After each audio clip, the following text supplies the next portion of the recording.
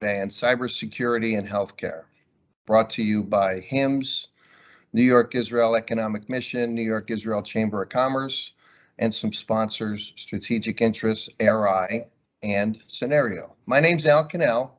I'm a consultant, an entrepreneur, and an activist.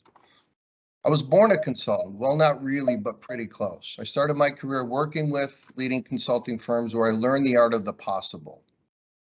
I carry the skills of the trade to my clients and in my efforts as an active volunteer for many causes. I was born with connections to Israel, others developed over time. My mom was born there and lived in Tel Aviv, and I currently have over 70 cousins that live there.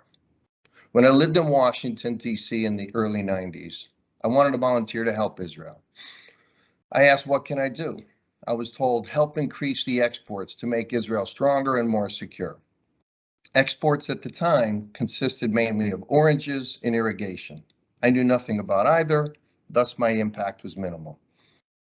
One of the key exports today for Israel is their IP, intellectual property, including digital health solutions. Startups from Israel are changing the world, improving the quality of life for millions, even billions of people, increasing Israel's economic strength and independence, and enhancing the perception of Israel. The name Startup Nation is appropriate.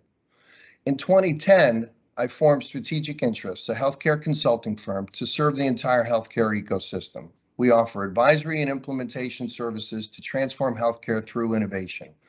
We have helped our clients improve care, enhance patient engagement, reduce costs, improve financial performance, ensure compliance, and more, largely through innovative digital health solutions and approaches. I am active with HIMSS and other valuable associations such as EHI, increasing the effective adoption of digital health to improve care while bending the cost curve. I am pleased to be able to bring these strategic interests together. We include Israeli startups as our business, as part of our business, when it's appropriate. Our business can help accelerate the adoption and impact of Israeli digital health innovation. It started as volunteer work, but it has become much more. We initiate and support events like the one today. As a result, the New York Israel Chamber of Commerce has asked us to help and chair the Committee of Life Sciences and Healthcare, and the alignment between that organization and HIMSS New York really came to fruition with today's event.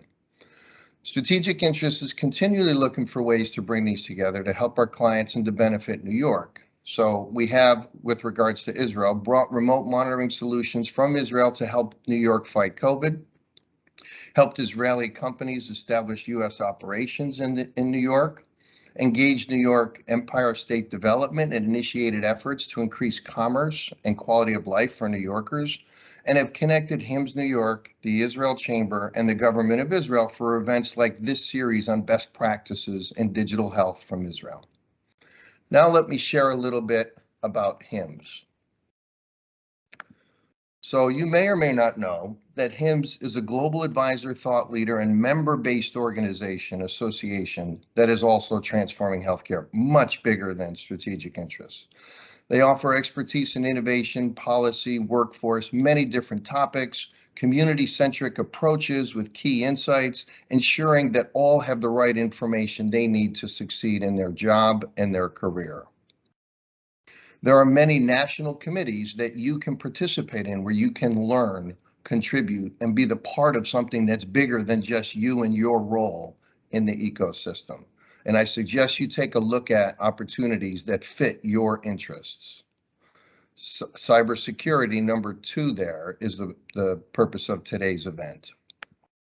With regards to New York HIMSS, a very prominent chapter whose mission is to help accelerate the adoption of effective impact of health IT and innovation, largely education events, as you might think, a very large presence downstate, but significant throughout all of upstate, something that is a very important part of the state. And I like how the chapter is embracing the activities in upstate.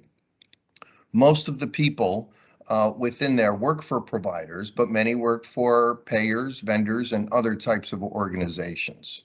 And the activities that they have prior to COVID consisted of significant networking and events and education, but others as well. There are also New York State chapter committees that you can contribute in. And by the way, you can have an even bigger impact if you want to participate in state level committees, perhaps on a path to more ambition for yourself. But you can make a difference in New York State. And by the way, the great work of the leadership of HIMSS New York was just voted Chapter of the Year. So you know you're working with some people that are trying to make a big difference. So I'm pleased to have my humble role in it, and the group is very successful. So now let's talk about today's event. As we all know, there are bad actors out there in cyberspace, hacking systems to steal money, identities, and hold organizations hostage. Also, while great innovations in healthcare such as IoT, new modalities, apps, telehealth, and more are adding great value to healthcare, they offer new vulnerabilities in security that are often exploited by the bad actors. It is imperative that we defend security and privacy throughout healthcare, and we will learn more about how to do that today.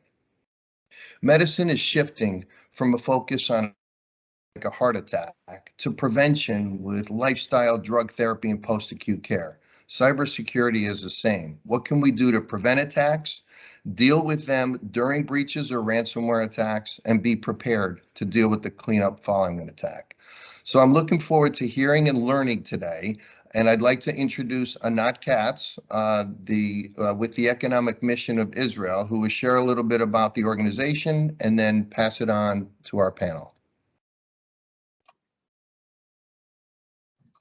Thank you very much, Al. So hi, everybody. Good morning. My name is Anat Katz. I'm the Economic Minister for the Government of Israel to North America. It's a great pleasure to be here this morning. Al mentioned that he has strong ties to Israel. Well, obviously, I have strong ties to Israel as well. Just a little bit about what our office does. I had a trade mission. We're based in New York. What our office does is that we basically make connections between everything that is Israel and everything that is the US.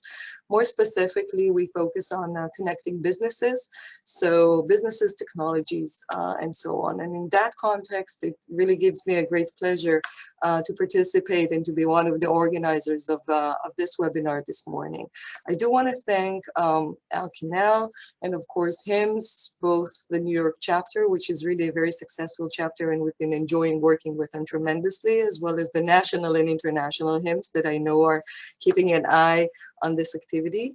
And to all our partners from the Israeli Export Institute, as well as Northwell. You'll hear from their CISO today, and I think that this is very exciting. Klalit from Israel, the Israel Cyber Directorate, and of course, the two Israeli companies, AirEye and Cynario, that would share their experiences and best practices later on with you. I think that the story about Israel and cyber, it's a quite well-known story, but just to kind of share some information, why, or some numbers, why we consider Israel as such a leader in cybersecurity. So I'm not sure if everybody knows that, but in 2021, Israel's cyber industry raised $8.8 billion US over 100 different deals. This is triple the amount of 2020. This is still during COVID. I think that we've seen an explosion of investments in Israel during 2021, and cyber was one of the leading sector of that. One of every 3 unicorns in cybersecurity worldwide is an Israeli company or an Israeli originated company. And last year, the amount of investment that I mentioned in Israeli cyber accounted for 40% of the total world investment in cybersecurity. So for that reason, we feel that Israel is in fact a very strong leader in this space. And that's the reason why we thought that we can contribute in this event and share our experiences, both at the CISO level, discuss the threats, talk a little bit about solutions, and we're also going to have the option or the opportunity to hear from our Israel Cyber Bureau. They have developed a comprehensive approach to the issue of cyber defense, specifically for healthcare. And we have an esteemed speaker from their end that would address us later. So for now, without further ado, I pass it on to our moderator, Dan Didier, who will speak with Avi Cutler, the CISO of Clalit Health from Israel, and Cathie Yoos, the CISO of Northwell Health. And they will share about some of the challenges that they see from where they're at. I will say that before we do that, we heard a little bit of their discussions in the preparation for this event. And I think that our key takeaway was, thank God this is not our job. So without further ado, Dan, Avi, Cathie, take it away. Yeah, thank you so much. Really happy to be here today. Some really great stories about where we're going with cybersecurity and how much activity there is. I certainly have already learned some things. I'll just kick this off. My name is Dan Didier with Grey Castle Security. I've been with Grey Castle for a good while now, about 7 years. I ran our service delivery team, product management, and now I head up our solution engineering group. We have a strategic focus in healthcare. And certainly in our over a decade of existence, we've seen a lot of changes in healthcare itself. I learned something really interesting the other day, that you could actually have the title of computer. This was before we had computers. There were folks that would actually apply for the job to be a computer. And they assessed their skills on things like math and trigonometry, and you had to have good penmanship because everything was on paper. Right? And they needed folks to run these really complicated calculations, basically spreadsheets in your head. That was 70 years ago when we had this first notion of what they called an electronic computer. And of course, they had to make that note that it was electronic because other folks, had that job title as an individual. We've come a really long way since then, and we've moved really fast. I think about the things that we're doing in healthcare, and it really wasn't that long ago that we still had paper charts everywhere. And I know they still exist in a lot of places, but the digital transformation has really picked up speed. Of course, electronic medical health records are the norm now. And I will have to say, what better way to start this off than talking about IoT or IOMT and how literally there are computers everywhere now, inside and outside of our boundaries. And it's quite pervasive. We see it everywhere. So what I'd like to do is have Cathie give a quick introduction. And Cathie, if I can ask you to answer this question, seeing how pervasive IoT is, it's so hard to keep track of these devices. And our institutions are really dependent on them, right? This is what gives us that efficiency and automation and accuracy that we need to provide healthcare to this ever-growing group of folks that need our care. What do we do to proactively manage them, and what is a reasonable level of security?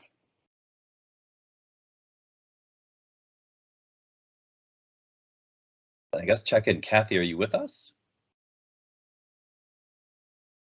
Well, then I'm gonna just move us to Avivit, right? How about you? What we know, you heard what I said. What are your top concerns around IoT, IOMT? Oh, I think we just got a note from Cathie. She needs somebody to unmute her. And I believe I just did so. I apologize, Dan. Hey. And Cathie. Oh, there you are. What an entrance. Oh. Hang on one sec. Cathie is still muted. Yeah, she needs to be upgraded to present. Yeah, here we go. I'm unmuted now. Can you hear me, Dan? I can hear you just Okay. great. I was saying, what an entrance you made. So Yes, do you like that? if you can introduce yourself real quick, and then Sure. What are your top concerns, and how are you proactively managing this IOMT issue?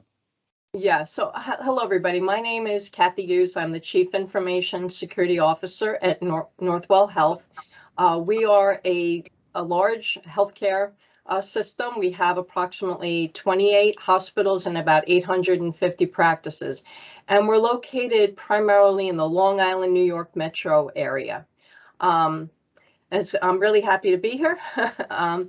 So IoT and IOMT, as Dan, you mentioned, it's an area that is growing enormously. Just the use of the technology in healthcare, having devices that don't need to be attached to a wire in order to be able to provide services as far as clinical care and any other types of services. And we've seen, like other organizations, a tremendous amount of growth in the use of these, and we expect that that's going to continue into the future.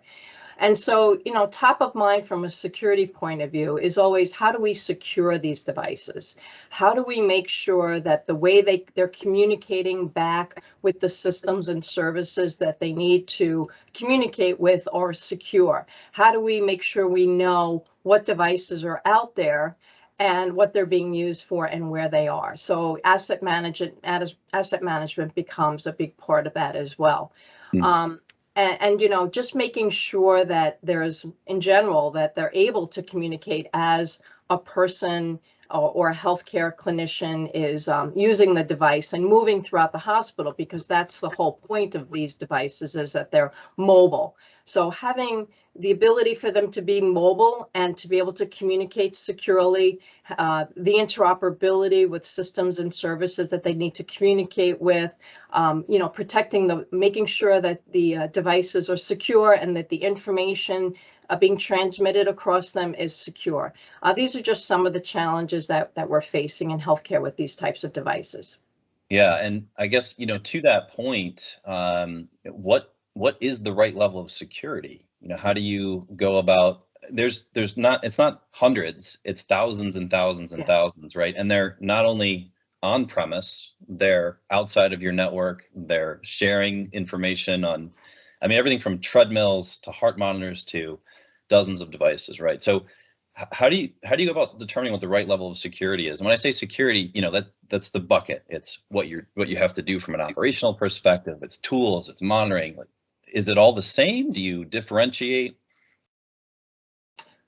Well, no, you can't treat everything exactly the same. I think there has to be, you know, what you have to do is set a base standard, base level, because sometimes there are other variables that would, you know, prompt you to decide to go with a device maybe that wasn't as secure as you'd like, but it provides certain functionality to clinicians. So therefore, it's a balancing act. It's always a risk management decision, you know, managing and balancing risk with the functionality and business use of a device. And so it's very important that you know, work with vendors that you have to make sure that they can provide those minimum standards. And if not, to make sure it's at least on their roadmap. Because it is very new, it's evolving, it's changing every day, and it's a constantly moving target. So that's really helpful. You mentioned risk management, which I love, because that's how we can actually talk to the larger business about what we need to do and how much we need to invest and what we don't need to invest and don't need to do.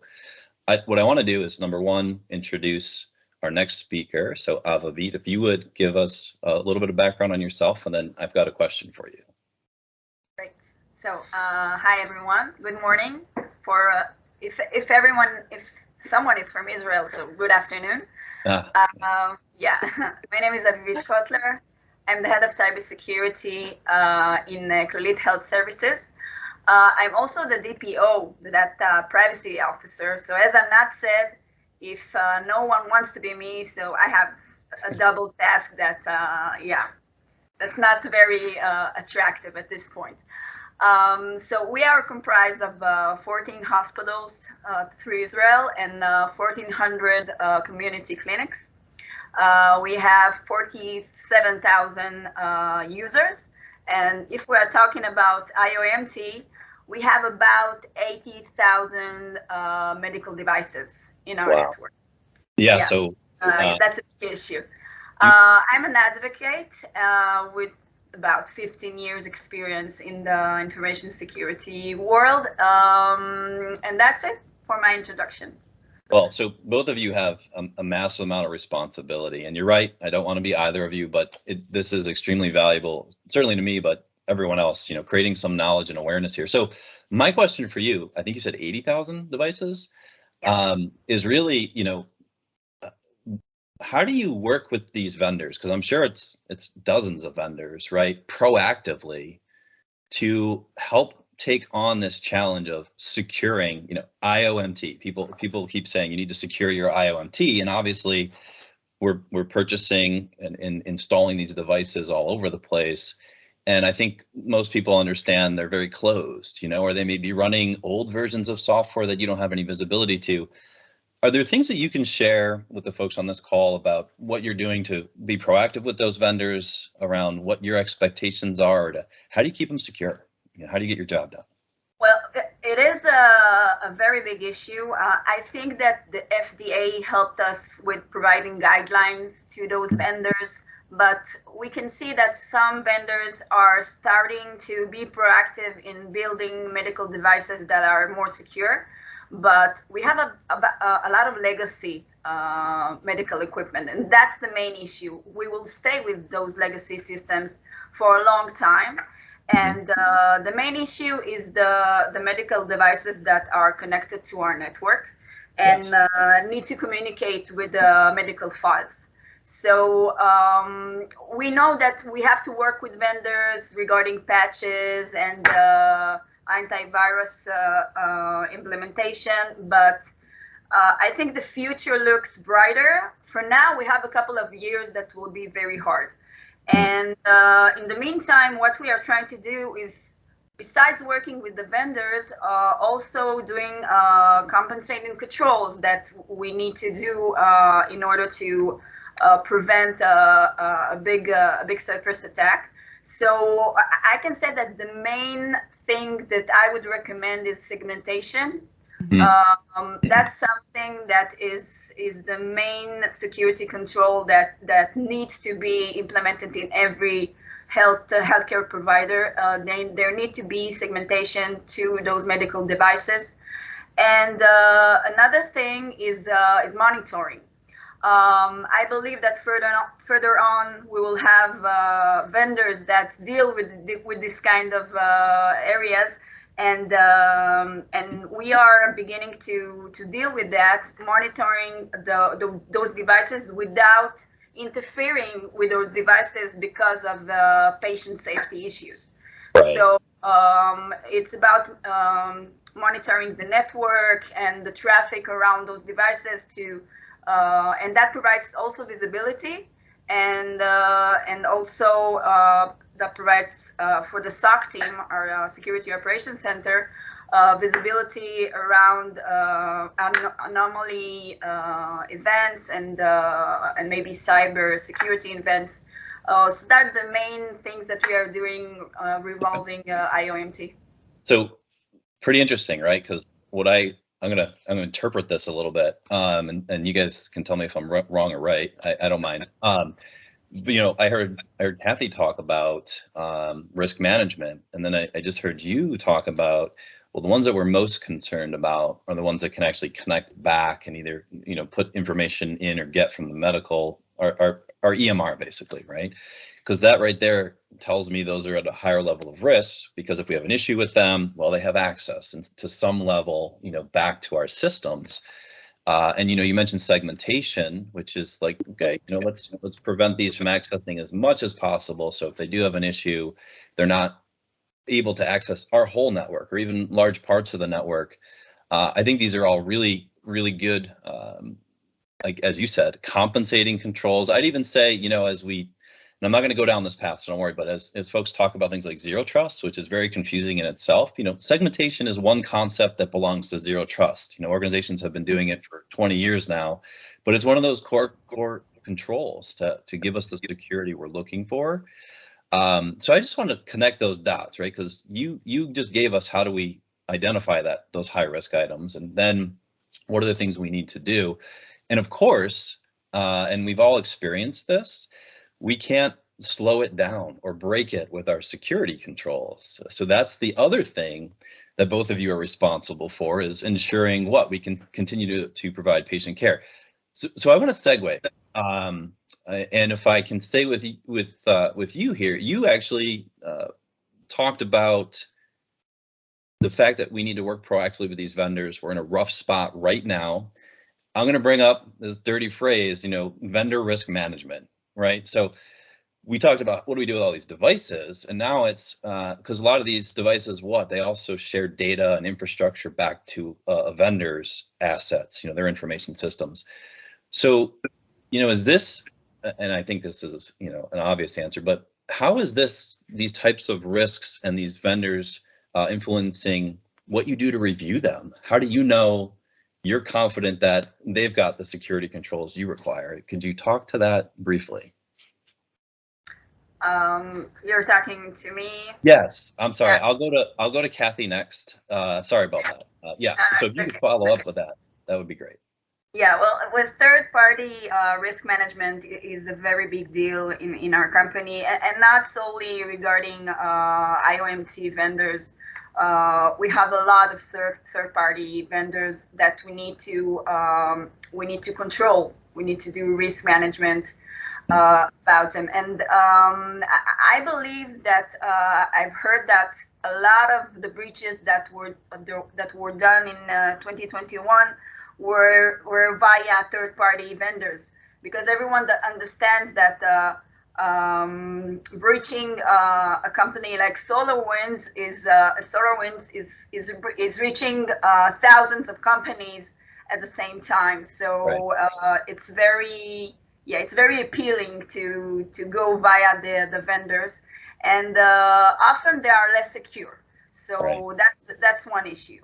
Another issue is that we are unable to not contact vendors, because a lot of cloud solution now in the health sector comes from third-party vendors that need to perform in the cloud. A lot of startups, a lot of security vendors perform in the cloud.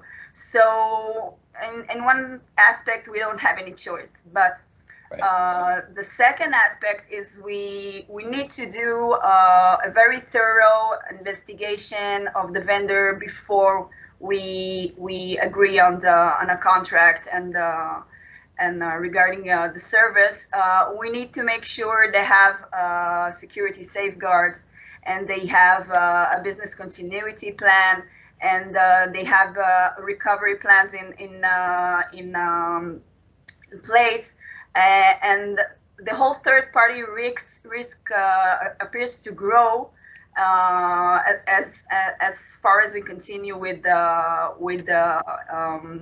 how do you say that? Sorry, with innovation in the health sector. Right. The digital transformation. So digital, the point you just touched on, I want to kind of hone in on. So you mentioned, what do they have for recovery plans, right? So I am sure a lot of the people on this call today are aware of the Kronos attack, which took Kronos offline. A lot of healthcare depends on Kronos for time management and other scheduling and other functions. And what happened is they just went dark. And not only did they go dark, but they couldn't come back online. And a lot, I know this firsthand, a lot of the organizations that we work with were saying, can you just give us a copy of our data so we can do something? And the answer was no. So, as we're thinking about vendor risk management, I think there's been a ton of focus on security for the last few years. So you got your SOC 2, your ISO 27001, and we're going to audit, right to audit, and all that stuff. And that's all very important. But now I think there's a realization that when it says, 99.9 uptime, how do you know? And more importantly, what organizations are learning, excuse me, is, wow, we don't even have any of our data that we've put there.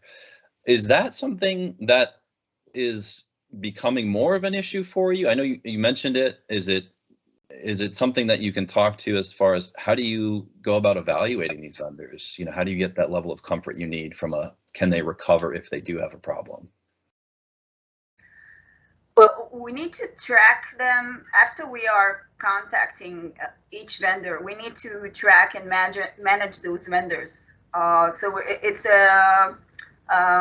a mutual connection, and we need to review their safeguards and keep tracking them continuously to see they are continuing to secure our information. Basically, we cannot be 100% sure that they won't get breached. So that's something that we need to take into consideration. There is a risk. We need to manage it. But the risk is big because a lot of those vendors are attacked because of their wide connections. Right. The main thing that we need to do is the due diligence before contacting this vendor, and after that we have to do risk assessments, and we need to check them continuously, and also be sure that they are doing remediation tasks if we are discovering that they have things that they need to remediate. Right. So yeah, so it's an ongoing relationship that needs to be very tight. So, and that's kind of a key point for me. Like, you're talking with them, you're saying, hey, how can you resolve this issue? And you're following up with them. This isn't a kind of an automated form, which I think a lot of folks feel like, vendor risk management might be this, you hire a third party vendor and now you're doing vendor risk management, on your behalf, but it does need to be assessed as an extension of your organization, because this is your risk. I want to go to Cathie real quick here. We can't assess all of our vendors all of the time, right? And we certainly can't assess them all to the same strict, stringent, deep level. How do you best use your time for doing this with your vendors? Yeah, and that's a really good point, because there is no one size fits all when it comes to risk management and evaluating vendors. So it really depends on really the type of data and the amount of data that the vendor will have or be responsible for, and how important the service is to the organization and how critical the service is to either patient safety or patient care. So it's really looking at all those variables to really determine the level of assessment that needs to be done. And to your point, it's not done in one way, and it's not done the same for everybody. Depending on those variables really dictates the level of review that you do, and that does involve, making sure that they have industry certifications, as you mentioned, SOC 2, making sure that they can meet minimum security standards that you set, making sure that they have good business continuity plans as well as good incident response plans, and that both of those are exercised regularly. Another strategy that we've also started to use is requiring vendors, especially those that have a lot of data and very sensitive data, to provide annual attestations that they are maintaining those security standards that we evaluated, because it is a continuous process. Things do change over time. They don't remain static. And so it's important that you make sure that you're making sure that they're making sure that they're maintaining that same those same standards and quality of service. Yeah, so that makes a lot of sense. And one thing you touched on is it's not just about the security of the data, it's also about availability of the service and their systems, which we just talked about. BCP and DR becoming a big part of what we're concerned about. And then it's how much data are we sharing with them, and how sensitive is that data? And I think you just described in a very nice way a methodology for prioritizing your vendors, and that's really helpful for us. The vendor issue isn't going to go away anytime soon, and certainly I think I heard in here we're working with vendors that have multiple vendors that they're working with too, so it goes multiple levels, and keeping our arms around that and knowing there's a reasonable level of security is one thing, but then there's the worst case scenario. So I want to move us to our last question here, our last topic, which is also incredibly painful for a lot of people right now for a lot of reasons. So, cyber liability insurance. we've heard stories of it going up 10 times, of companies saying, we're just not going to renew this policy. You're going to need to go somewhere else. The questionnaires are turning into security audits themselves. And of course, there's a lot of risk associated with answering those wrong, or having the wrong folks fill those out, because a lot of what we answer in those questionnaires can and will be used to deny coverage, and rightfully so. So Avi, I wonder, what have your experiences been? Are there one or two top things you're doing from a cyber liability perspective to make sure that that coverage is there when you need it? I mean, are you able to depend on it? Where are you at? Well, I have to say that, first of all, in my previous role, I was the CISO of an insurance company. So yeah, it works well together. But I believe a couple of years ago, insurance weren't. I don't think that they understood the cybersecurity world as it is, and that changed in those couple of years. So now we are at the position that cybersecurity liability insurance is not a silver bullet. Okay, you cannot go with it and do not and stop doing cybersecurity. Okay, that's not the issue. You cannot go and buy your security, and that's it. So they understood that. They understood that they have to do those risk assessment, those very big questionnaire. Like you said, it's an audit, and they also are doing it once a year. So you cannot say that, okay, I'm doing it this one time, I will get the quotation, I will pay, and that's it. I'm secure for the next couple of years. That's not the issue.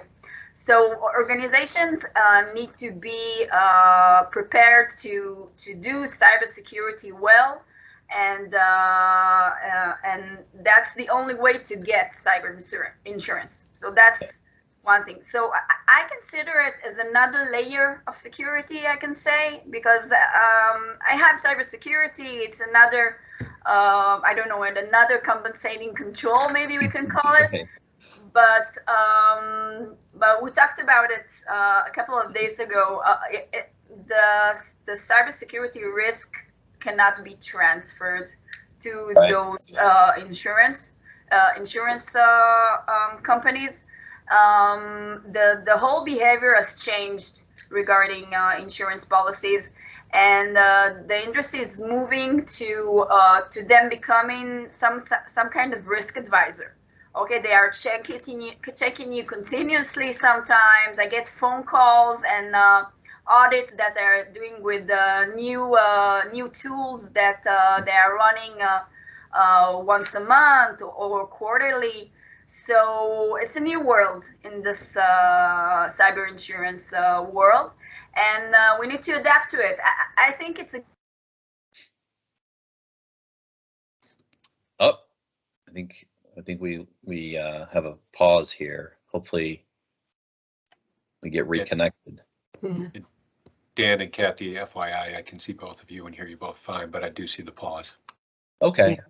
Well, so I think we got the gist of that. Really interesting, her experience, right, in insurance. And one thing that I wanted to bring forward is what you answer, is used to determine what your coverage should be. There's an example that's been out there for a while now, and I'm sure it's happened a lot of times where, the questionnaire asked, hey, do you have a disaster recovery plan? And are you able to restore, from hardware? And if you answered, someone said yes, it's probably someone in finance said, yeah, I think our IT team, they got a DR plan. And it's okay, how quick can you recover all of your assets? Is it 24 hours, 48, whatever it is, 24 hours. So they had a massive incident, they were down for a month, and long story short, the insurance company said, well, we're only going to cover you for a day of your losses because you told us you could fully recover all of your operations in 24 hours. So to this point, Cathie, has this changed the way you communicate internally about how the organization needs to prepare its BCP and DR plans and the risks associated with that? Because as we just heard, this is a control of some sort, but I'm not going to bet the farm on it, so to speak. Right. How has your conversation changed in recent history on insurance? Well, the way I talk about, the potential of a cyber attack occurring is always, it's not if, but it's when. Yeah. And even if you've suffered any type of cyber attack, don't think it's never going to happen again. You have to always be prepared with that. And traditionally, when clinical people have thought in terms of being down, they've thought in terms of being down because there's some kind of hardware issue or there's some kind of maintenance being performed or upgrade. So they're prepared and have very well documented and pretty much regularly exercise business continuity plans that could sustain them for a couple hours, maybe a day or two. But in the world of cyber, it's changed dramatically, is that you have to be prepared to be down for days, weeks, even months, as you mentioned with the Kronos incident that occurred. Those users have been down for months, since early December. So it's really changed the way we approach business continuity and disaster recovery. Because going back to the question that was answered by that organization, on that questionnaire about how long, do you have the ability to recover within a day? It probably was an accurate answer. However, if there's a cyber attack, it takes days to really understand what happened, right? How to remove or rebuild systems. And so just that forensics component of any type of cyber attack will likely take more than a day just to understand what happened, and then to rebuild systems and test them and bring them up and securely and backload data and get everything all up to a point will inevitably take longer than that. So that's the message is, if we are attacked, be prepared. You have to update your business continuity plans so that you know what to do and how to continue operations for days, weeks, if not months, hopefully not. And to understand also that you can have the best technology in the world, but there's still this forensic review that has to take place to really understand what happened and to make sure that there's no longer a threat. Yeah, so something that's near and dear to my heart certainly is that process of incident response. We do a lot of that, and we've all heard the horror stories, right? Well, we got attacked, we had this issue, we thought we fixed it, and then we got reinfected. And not only did that happen, but it happened 2 more times, right? Because you do have to identify the root to understand how you got infected. And then, like you said, what other methods do they have in now, if any, if we fixed that problem, if we did find the root or not? So that takes time. And to welcome back, Avivit, by the way. But to your point, you talked earlier about having to monitor and be prepared.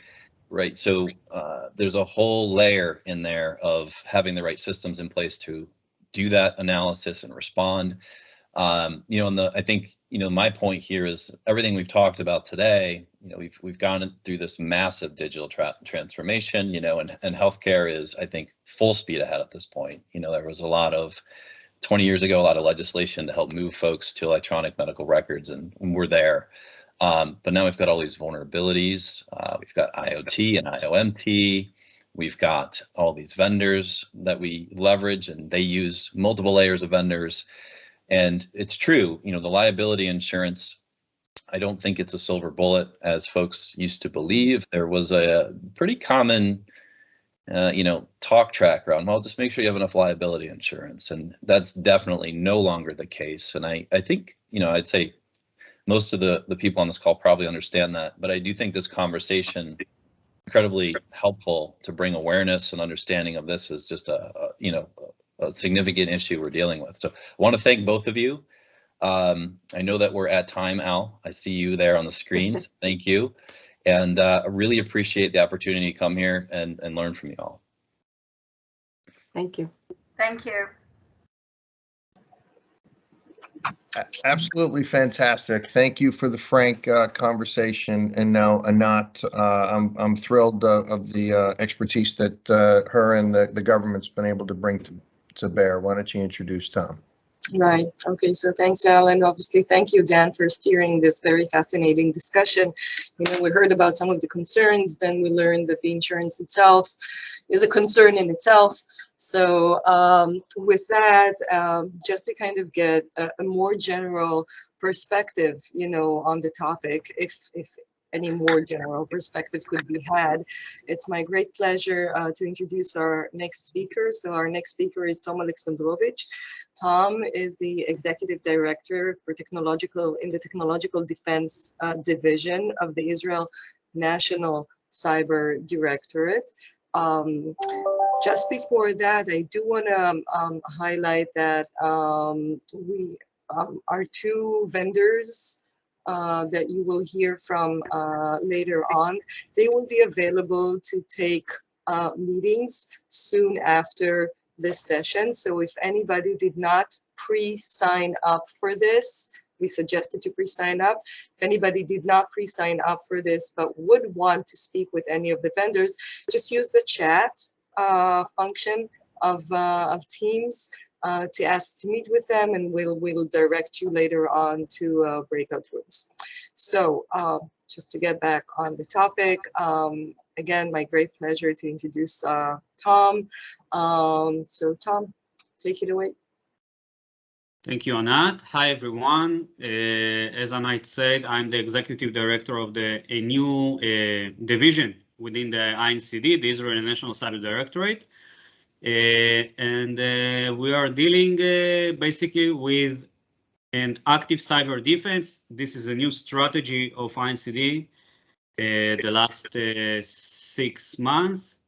And we are going to speak what is active cyber defense and the transition to active cyber defense. I will share my slide. Perfect. So I don't know if everyone familiar, but in October 21, there was an incident within the Israeli healthcare sector that 290,000 medical records were leaked in Israel that include information about patient medical test results, procedures, I think also treatments and appointments, all the juicy stuff. So to proactively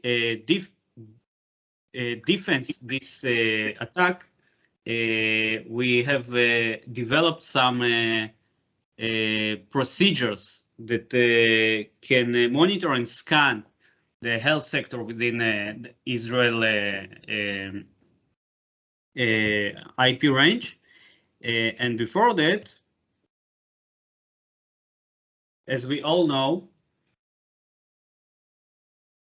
as Avi said before, and others, all the healthcare data breaches are more commonly than you think.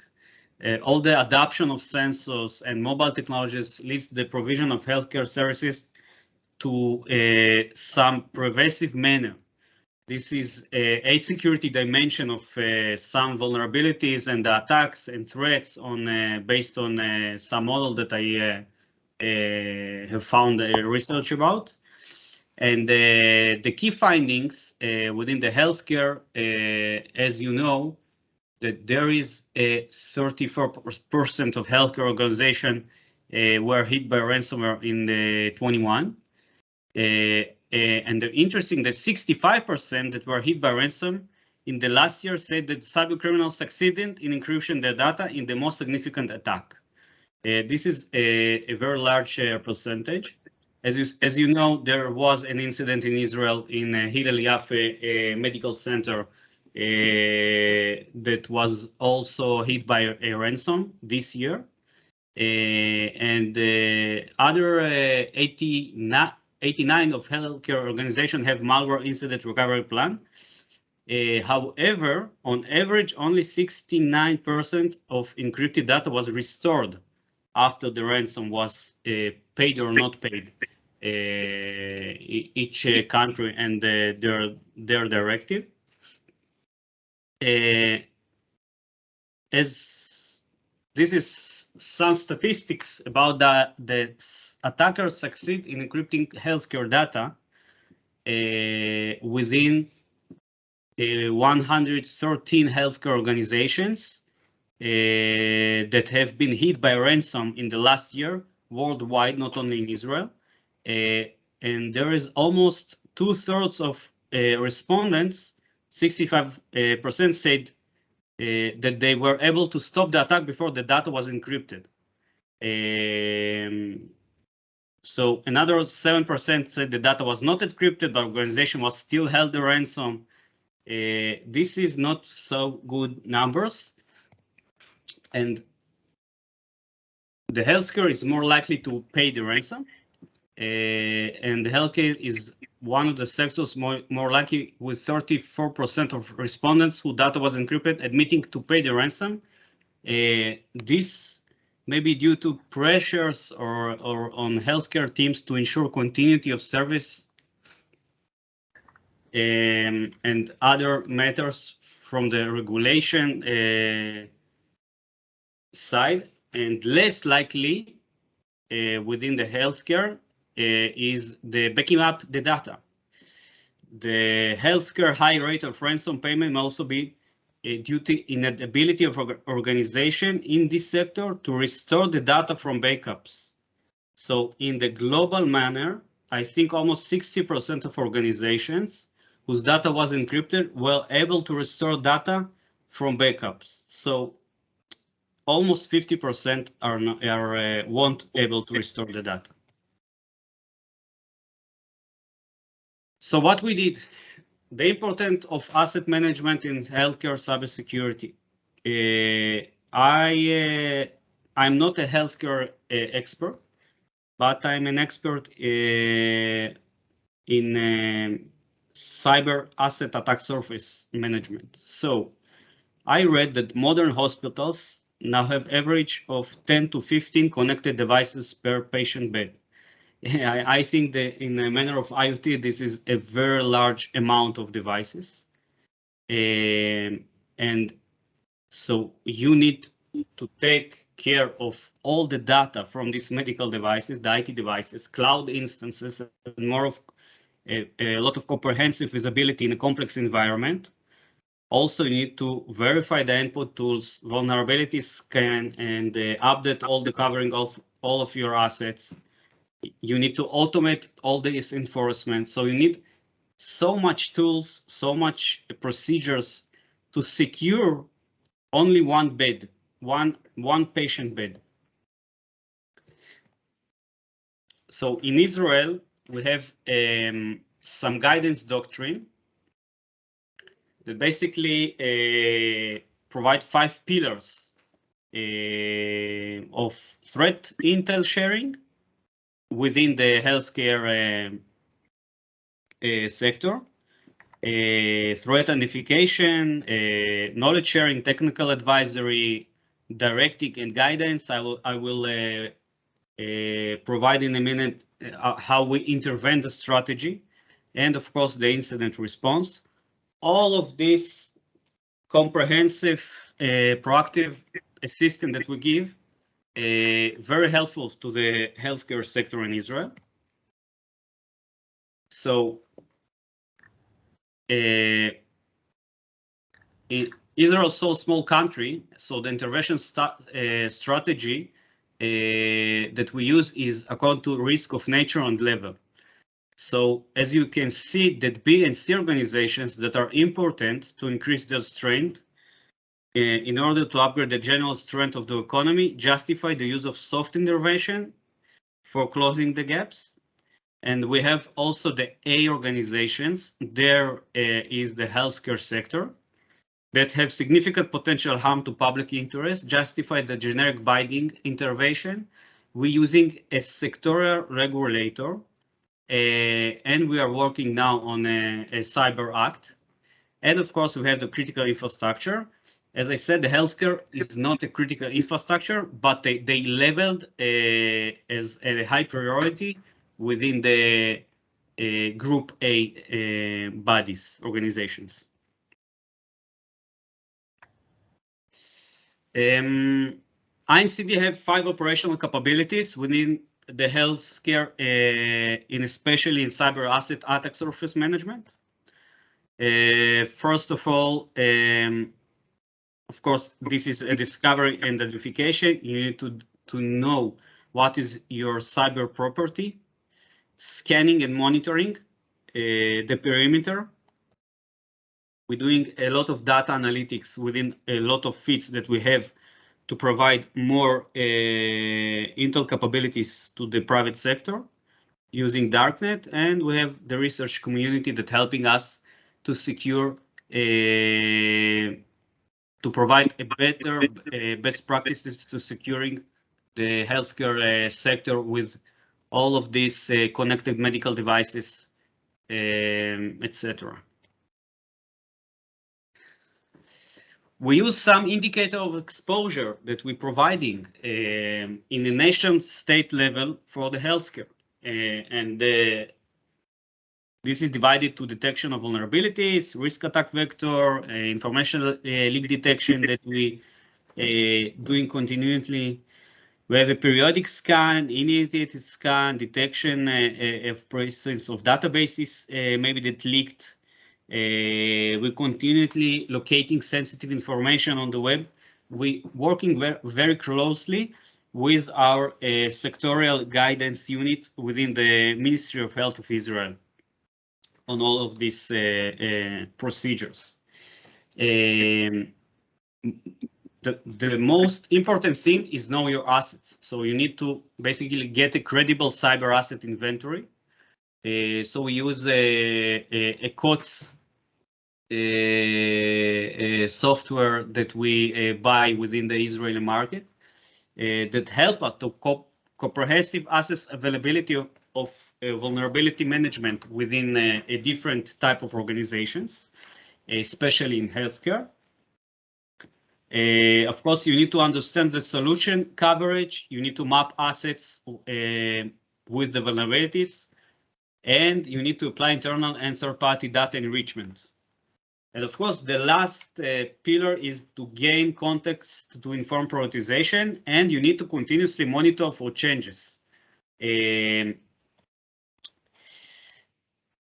All of this, we are providing a visibility to the healthcare or health sector with a unified hybrid environment that we use in one visual model. We are bringing OT and IT together with some COTS software that we are using to provide better security to these areas. And of course, we're using an automatic process to orchestrate and maintain uptime to avoid costly and dangerous disruption. As you see here, this is a live screenshots from the software that we use.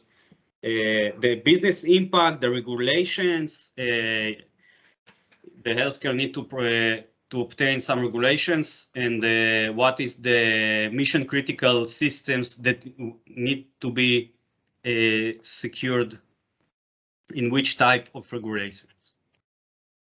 And of course, we're using an automatic attack vector analysis.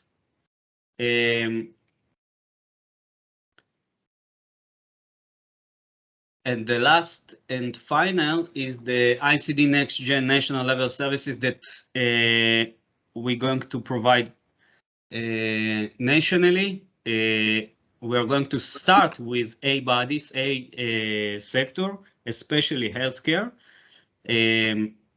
vulnerability scanning, web application scanning, phishing campaign assessment, and remote penetration testing.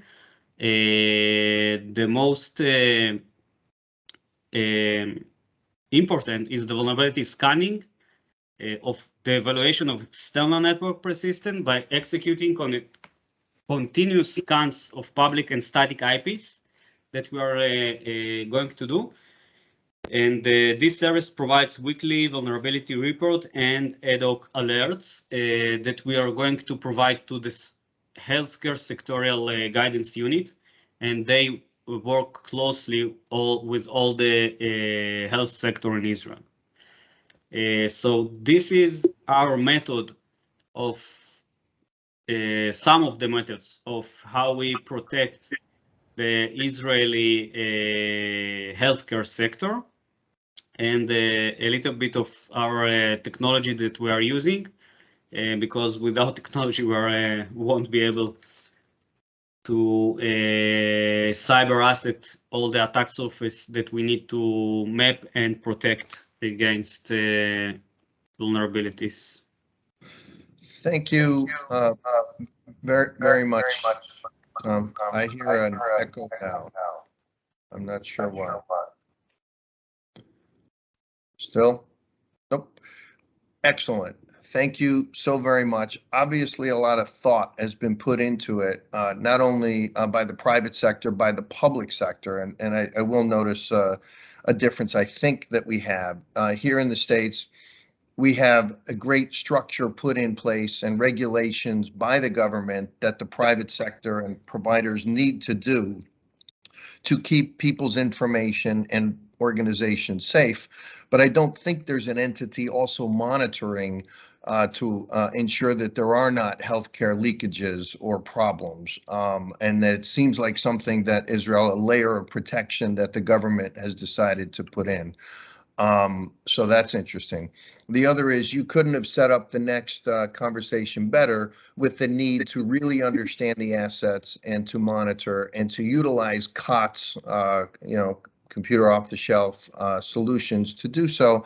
So with that, I'd like to introduce the first of our speakers who has some solutions that will be able to address that. And Leon, I'd like for you to actually share your slides and pull up. And Leon, I've known Leon for several years, cyber guru, healthcare guru. That's all they do is cyber and healthcare and really IOMT and devices. Take it away, Leon.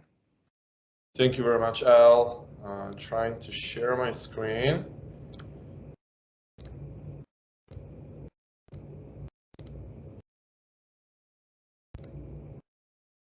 I think I may need control to be able to share the screen. Tom, if you could give up control.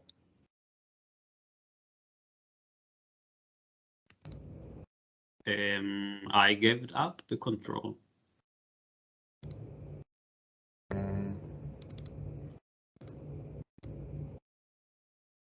Okay, it doesn't let me share my screen now for some reason. Yeah, Lean, I'm looking at it also, and I can't see anything I need to do here to enable that. May I ask, I know I've sent the slides to Josh and Annette. Is there a way you can just share them? Al has it, right? Al, I have PDF. Let me pull it up.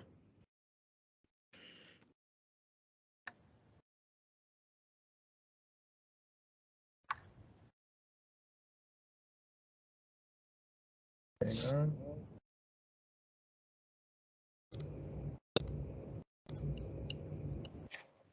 While we're working through this general announcement, for those of you interested in a breakout room, we are going to complete our regular agenda first, and we are running a little bit late. And then after the regular agenda ends, we will open the breakout rooms for people to be able to join. So thank you for your patience. Okay. There I.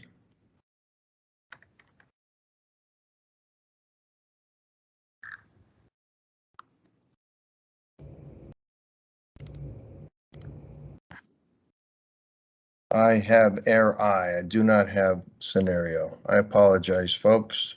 Sending it to you now.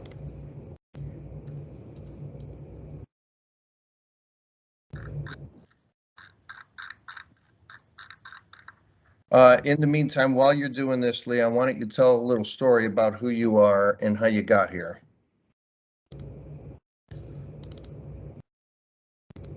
Yep, I just sent it to you. Thank you very much, everyone. My name is Leon Lerman. I'm the CEO and co-founder of Scenario. We are specifically focused on healthcare. That's our only business. And more specifically on security of the IoMT, the Internet of Medical Things, and the non-medical IoT in healthcare. We're about 100 people in the company. Half of us are based in Israel, the engineering, R&D, and the other half are here in the US. We're headquartered in New York City, Upper West Side. We've been recently awarded both the Gartner Cool Vendor Report award, the Forrester. We've been selected as the leading vendor in the space, and we received a 94.8 score in KLAS, customer satisfaction score by our clients. We are global. Most of our customers are based in the US, but we have clients in Europe, in APAC, in Israel. As you guys mentioned, the space is becoming relatively hot. Excited to be here, and here are the slides. Perfect timing, Al. Thank you. Could you please go into presentation mode? Yep. And next slide. So we already talked about this orally, so that saved us some time, and we can go into the next slide. So we've seen quite a big significant spike in cyber attacks in 2021.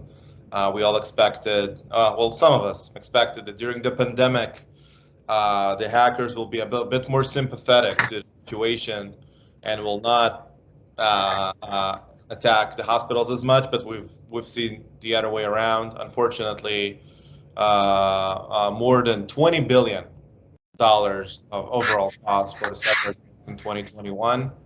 That includes 92 ransomware attacks that happened last year, some of them quite significant. Another maybe interesting fact in terms of the how those attacks are affecting patient data and patient records, the state of Maine, 50% of the population of the state of Maine were affected by the ransomware attacks, and their medical records were exposed.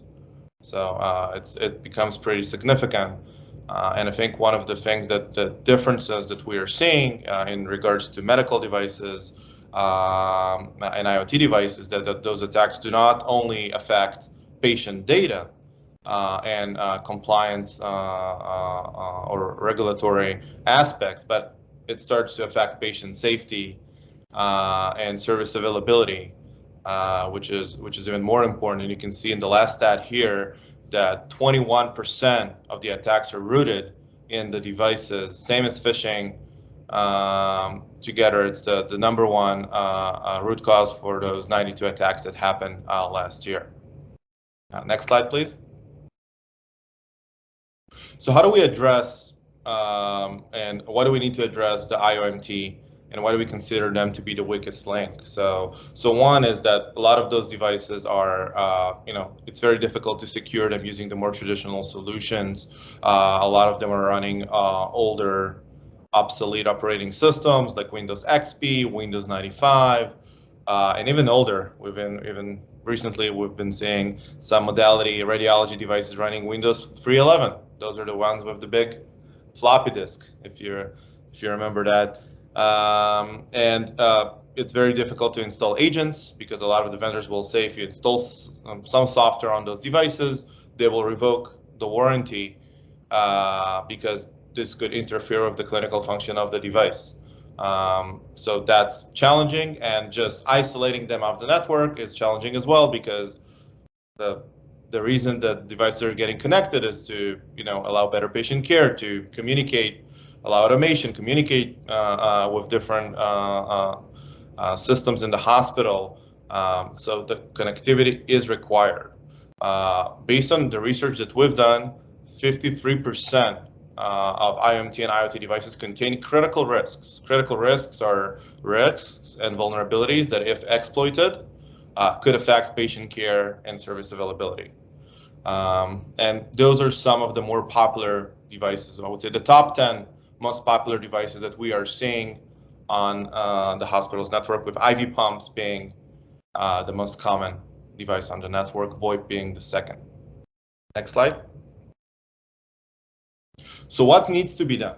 So we believe that a solution needs to work like healthcare. You need to have a healthcare specific solution that understands the environment, understands all the different aspects, and is being effective.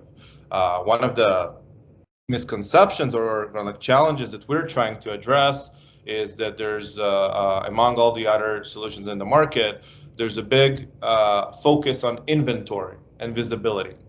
And while that is important to understand what you have, it's not enough to reduce risk, and it's not enough to protect the organization from the ransomware attacks that are happening. So what we're advocating for is a risk reduction, risk management focused approach that really consists from two parts. The first part is around triage and attack detection and response. You got to be able to detect exploitation attempts once they're happening, because as Cathie said earlier, it's not a question of if, it's a question of when it will happen. So hospitals got to be able to detect the attack in real time, be able to respond and remediate it as quickly as possible, do the forensics analysis to understand what's the scope and which other devices are infected, and react immediately. Then the other part of it is what we call the rapid risk reduction, is the analogy to the care and recovery, right? You got to have some program in place. How do you constantly reduce risk? How do you make sure that your environment is more secure? Be able to prioritize the different risks and their impact on the business priorities in the environment, and over time, mainly through network segmentation, different policies, both east-west and north-south, making sure that all the critical risks are being addressed. So one side is to stop the bleed when it happens, and the other side is prevent the bleed, if you will, and get it to a better security hygiene, so that the attacks doesn't happen in the first place. And with the right program in place today, it can be done. To learn more, we've recently published our industry cybersecurity healthcare IoT report. This is a link here to download the report. You can scan the QR code. That's the new thing, the new cool thing, or just click the link. Happy to have any conversations regarding your security programs and how we can help with that. Happy to partner and be not just a vendor that sells a solution, but be a partner in creating the program and putting all the components in place to protect the patients and the data availability. Thank you very much. Great. Thanks very much, Leon. And now Ohad of AirEye. I believe you will be presenting now. Is that correct? Correct. Can you hear me? I hear you. And are Great. you able to be a presenter? Can you see my Yes, screen now? Yes, we can. Thank you. Great. Good morning, everybody, or good afternoon if you're in Israel. Nice to meet you. My name is Ohad Plotnik. I'm one of the co-founders and the US General Manager at AirEye. Coming from around 17 years of experience in the cyber industry. My previous company was Orato, that was acquired by Microsoft. And then actually I was managing the product group of the advanced threat analytics in Microsoft, and I looked for the next problem to solve, which led me to join the team and found AirEye. AirEye's mission is controlling and protecting your network airspace. So what is the network airspace? And I'm going to ask you a few questions, but also answer those while I'm explaining that. Can you spot the violation here in this photo? Maybe it's the sheets which are dirty. probably not. So basically, this is an X-ray machine that has an open wireless network, an access point, basically. But on the other hand, it also connects to your HDO wired network. So it's basically bridging the wired network into the wireless airspace, or exposing it. Can you tell me how many access points are in this room? I see one on the top of the shelf there. By the way, this one was placed by the vendor. What we found out in some of our customers' side is that the vendors are placing those access points because they want the medical device to connect to it and then connect to the cloud service for updates, for example, not through the corporate network. Is there another one inside the closet, maybe? Any others? You actually have no idea. And the thing is that you also have no idea if someone is connecting to it. So maybe it's not only the medical device. Maybe it's the iPhone of one of your guests. And some of you talked before about segmentation. So segmentation is great, but do we have segments in the air? Do I have an option to enforce a segmentation while the attacker can hop through the airspace? You might know, you probably know the Moxa boxes, right? So you added Moxa boxes to increase the level of security of your organization. But all of those medical devices that you see here were manually configured to use the Moxa box. So how do we really know that they are configured to connect to the corporate network? How do we really know that the original wireless interface of the device is not bypassing the Moxa box and actually connects to the guest network of the hospital? Where is this doctor connecting to with their tablet? Is it the HDO network, the corporate network? Maybe it's the guest network. Maybe it's even the cafeteria, because she has no reception to the corporate network, so she just connected to the cafeteria. So that basically leads us to the fact that what actually creates a network. So for example, in this photo, we see an X-ray device, a Fuji device, which is broadcasting a Fuji access point with its own dedicated wireless capabilities. Some of you says that we need to protect our connected devices, but what if it's not connected to the internet, but broadcasts its own independent peer-to-peer network? In this case, it hosts an access point to support the sensor that we see in the photo, this special tray that you put underneath the patient while you take the X-ray test. But who says that only this sensor is the one that connects practically to the Fuji access point, to the Fuji AP?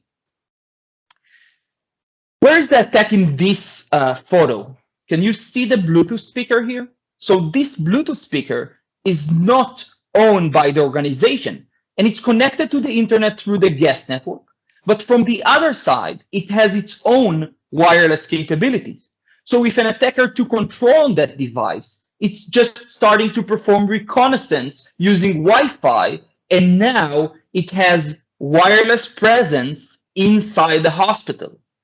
If you think about Wi-Fi and you think that we are talking about the parking lot attacker or the guy that sits inside the hospital physically, that's not the case here. An attacker can take control from the other side of the world, from Russia, and own a device that is placed in a US hospital. How does it look from the attacker's eyes, from the other side? I want to present you a free website, which is called wiggle.net. I don't know if you are familiar with that. It's free to use, and you can open an account. Wiggle are mapping all of the wireless broadcasting devices worldwide. They actually map more than 12 billion different devices. And if I'm putting in an address, for example, an address in Los Angeles, I can see that every purple dot on the map represents a wireless broadcasting device. And if I'm zooming in a bit more, I can see the list of those devices, the names of the networks that they are broadcasting currently. And I can see that there is a Netgear device, with a very quick and easy checkup, I can see that it's a vulnerable Netgear access point that has few different remote code execution vulnerabilities. And it allows an attacker to take control on that device from the other side of the world. Now, if you remember the Fuji AP from the previous slides, that Fuji AP is in the same network airspace as the Netgear device. So it means that an attacker from the other side of the world take control of this Netgear device, and from the Netgear device, it hops through the air. Again, no segmentation here, to the wireless interface of the medical device. And that basically bypasses all of the security controls of the organization. What ERA is doing to solve that problem, we constantly monitor all of the wireless channels and frequencies. We analyze the traffic. We identify and classify automatically each and every entity in the airspace. We will tell you if it's a printer that is broadcasting using Wi-Fi direct, if it's an Apple device that uses AirDrop, if it's a medical device that interacts with your corporate network. And based on that, we will allow you to control those devices in a 1, 2, 3 step approach very easily, very quickly. To emphasize that, I want to share one of our customers' case study, which is the Hadassah Hospital. Actually, it's an Israeli hospital, one of the largest hospitals in the Middle East. And what we found out, and we deployed ARI in the mid of the pandemic of the COVID in Hadassah. And I'm telling you that just to emphasize how effortless is our deployment. And within an hour, Hadassah had the ability to gain full control based on their policy for their corporate devices. And today, they have full actionable contextual visibility into their network airspace. One last thing I want to share before I'll recommend you to join our breakout room is the fact that today, daily, we are detecting and preventing between 10 to 100 different types of attacks in each and every deployment that we have out there. So you are highly invited to our break room to ask any questions that you have. And thank you for the opportunity and the time.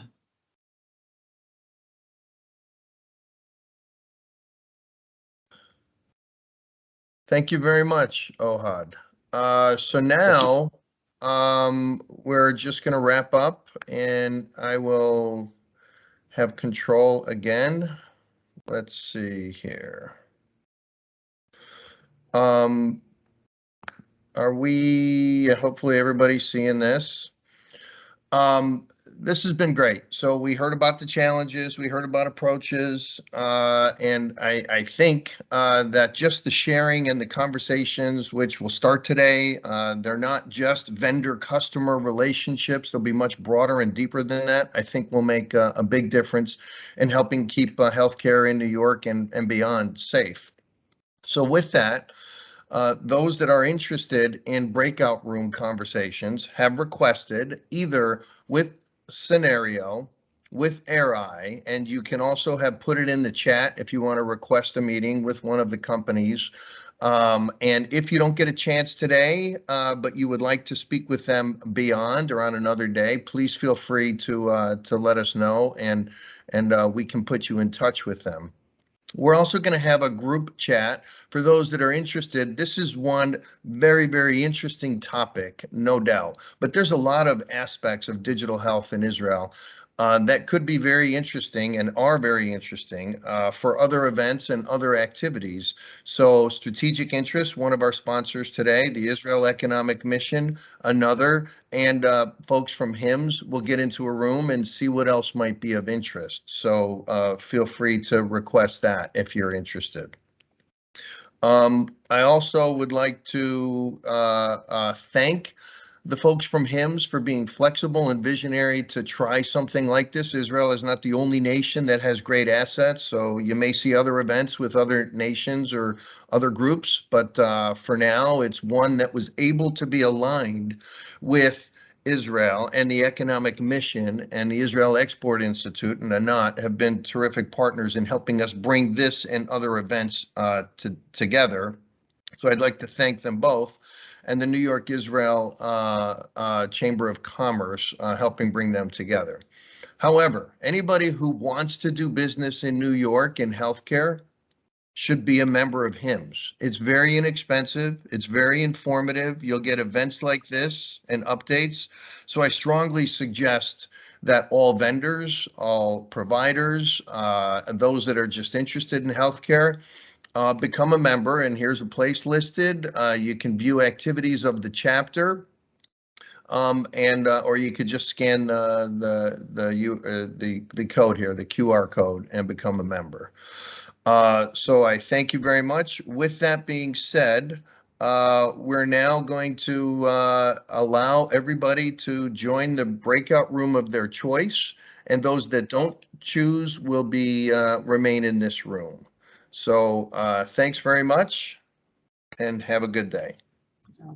Thank you, Al. I just also wanted to say from our end at the Israel Economic Mission, this has been a great session, great partnership. We definitely look forward to interacting with all of you. Just to flag out a few events that we plan to participate in, we will have 18 Israeli companies at HIMSS Orlando, not cyber companies, but digital health companies. So do check us out if you're going there. We will participate in RSA with Israeli cyber companies, and we plan to host a delegation later this year to the Israel Cyber Week. If any of these are of interest, please reach out to us.